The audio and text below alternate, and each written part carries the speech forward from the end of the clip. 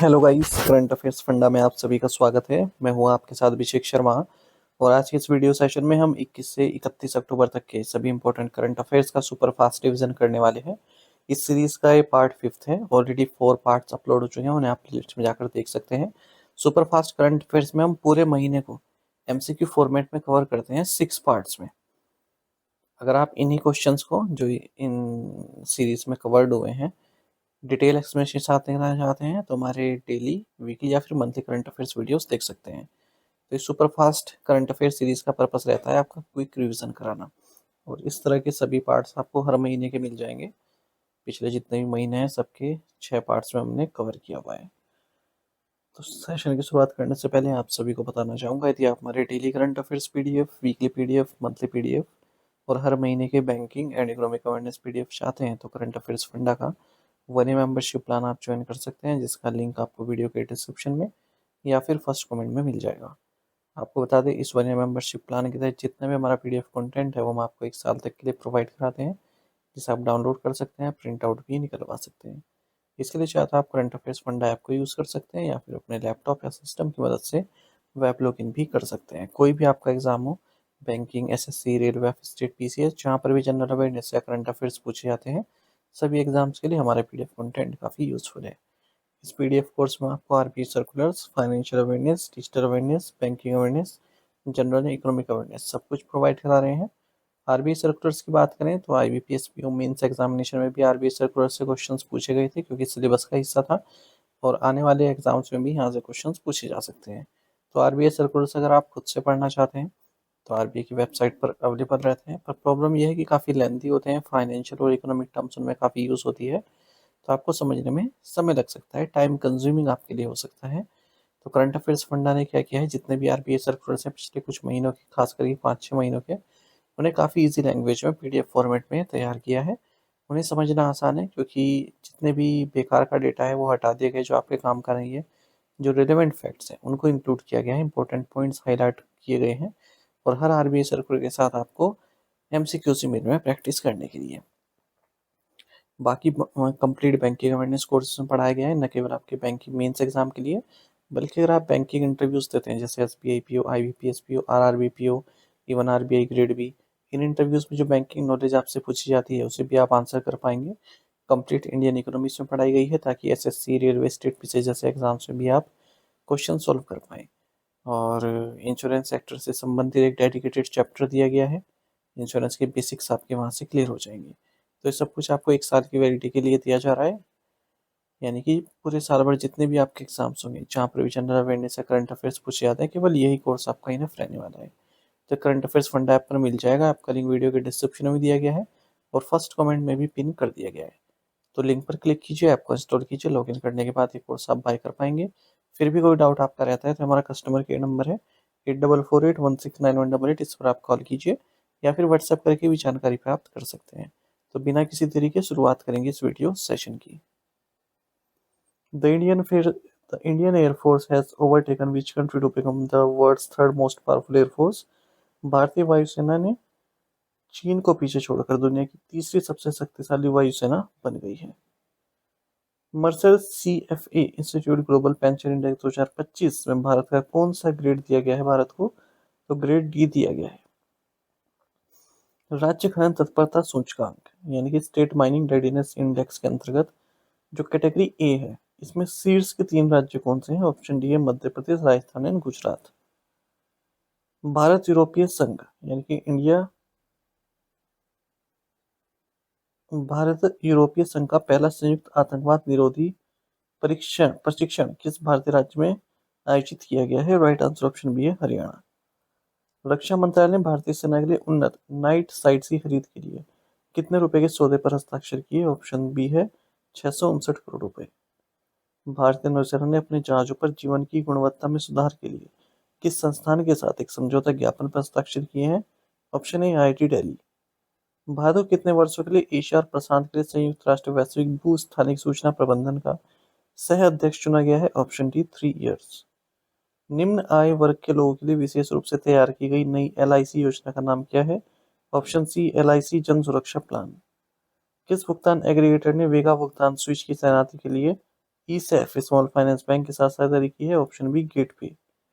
किस वित्तीय प्लेटफॉर्म ने विशेष रूप से महिलाओं के लिए भारत का पहला यूपीआई लॉन्च किया है? ऑप्शन ए लक्ष्मी। एलियांस द्वारा भारत के लिए कंट्री हेड के रूप में किसे नियुक्त किया गया है? ऑप्शन ए रितु अरोड़ा। आईयूसीएन प्रजाति उत्तरजीविता आयोग के पहले एशियाई अध्यक्ष कौन बने हैं? राइट आंसर ऑप्शन ए है विवेक मेनन। अंतर्राष्ट्रीय हिम तेंदुआ दिवस प्रतिवर्ष कब मनाया जाता है? ऑप्शन बी है 23 अक्टूबर।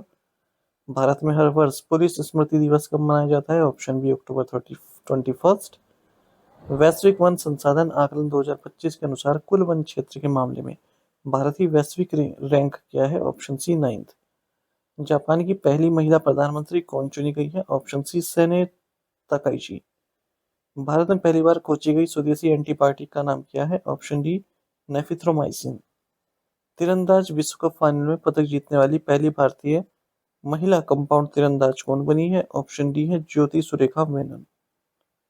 ब्रह्मोस एकीकरण और परीक्षण सुविधा केंद्र किस राज्य में स्थित है जहां मिसाइलों का निर्माण किया जाता है? Option D Uttar Pradesh. Cochin shipyard limited द्वारा हाल ही में लॉन्च किए गए छठे anti submarine warfare shallow water craft का नाम क्या है?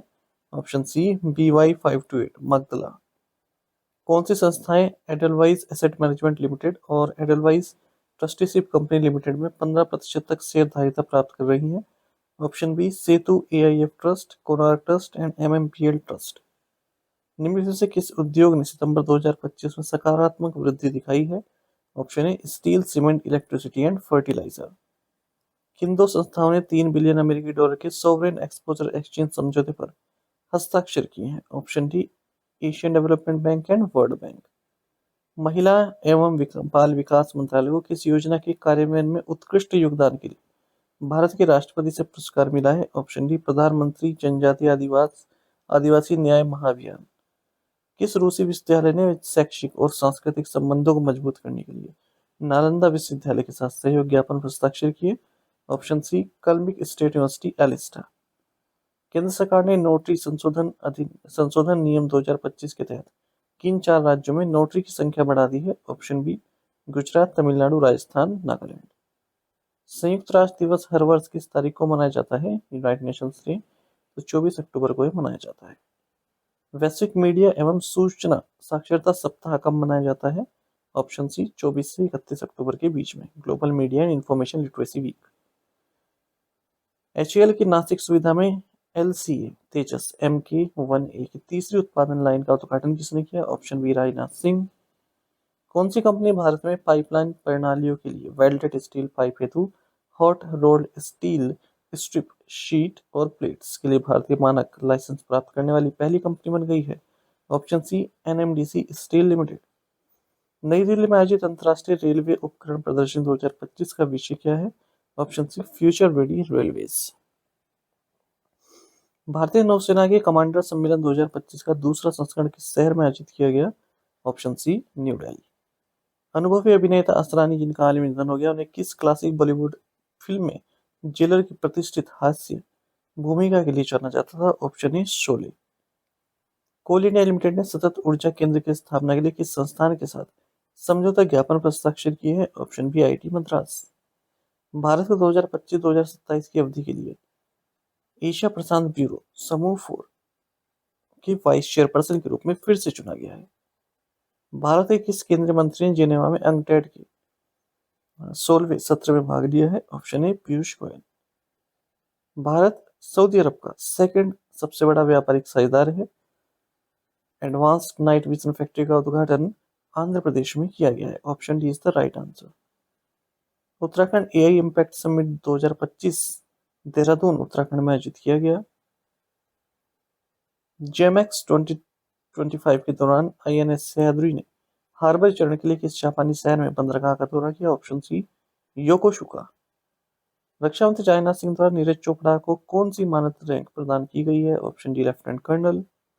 अक्टूबर में भारत सरकार द्वारा किस कंपनी को मेरी रत्न का दर्जा दिया गया है? Option C Hindustan shipyard limited HSL।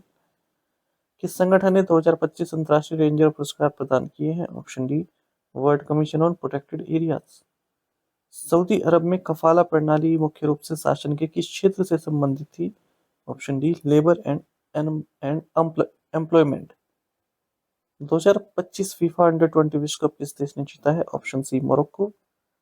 125वीं IFA shield किस टीम ने जीती? ऑप्शन डी मोहन बगान सुपर जायंट। निंगोल चकोबा किस भारतीय राज्य में मनाया जाता है? ऑप्शन सी मणिपुर। 2025 में डे टाइम एमी पुरस्कार के सबसे उम्रदराज विजेता कौन बने? Option D sir David Attenborough. NITI Aayog के महिला उद्यमिता मंच ने वी राइस पहल के लिए किस वैश्विक लॉजिस्टिक कंपनी के साथ साझेदारी की है? Option D DP world.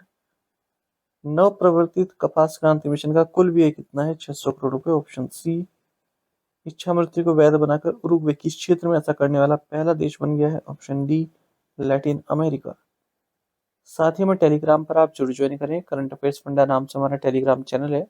यहाँ पर हम रेगुलर वीडियो अपडेट्स और करंट क्विज आप सभी के लिए डालते रहते हैं। साथ ही डिस्कशन ग्रुप में आप किसी भी क्वेश्चन का सोल्यूशन पा सकते हैं। Thank you guys.